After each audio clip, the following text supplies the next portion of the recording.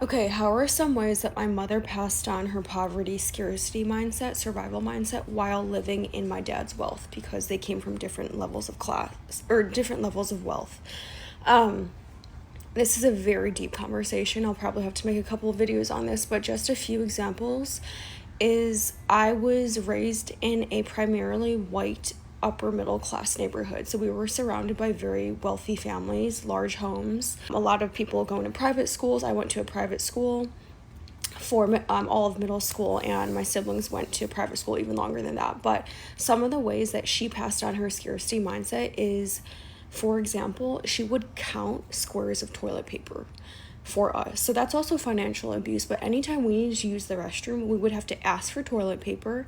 And if we started to use too much, she would start counting the squares, and we would end up having to buy our own toilet paper if we used too much toilet paper. And keep in mind, I was like in elementary school at the time. I had no of my own money, not of my own money.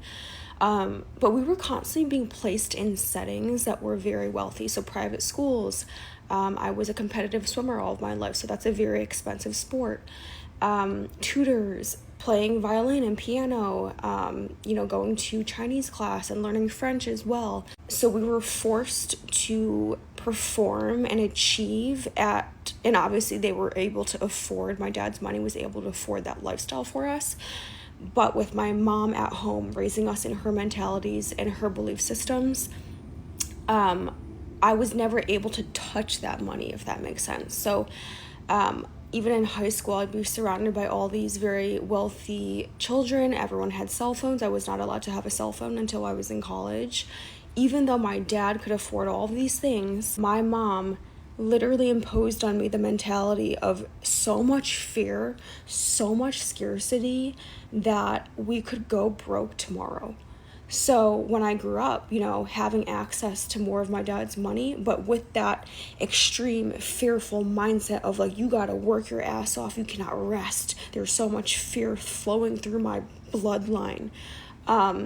Because of that mentality and that mindset of like, I could be homeless tomorrow, which is completely not true, but that's what she literally told us basically, is if you even spend and you buy that soda when we're out to eat, we're gonna go broke tomorrow.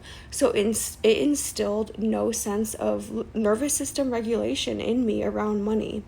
And because of that, when I got older, I was 21 years old. I got into a very prestigious consulting firm. I was making six figures at 21 years old, and obviously you can imagine the salary I built up by 27, 28, still working in that field. So I was able to amass a lot of money because, I was educated. I had access to a good college. I got 2 degrees, then got into a very prestigious consulting firm. But when I made all that money, I was still under the mentality, the fear, the panic, the survival, the nervous system of my mother. So, and I've talked about this on my page, but my mentality was not able to hold the amount of wealth that I had amassed and also inherited. And on top of that, this is so intertwined with my CPTSD and childhood trauma.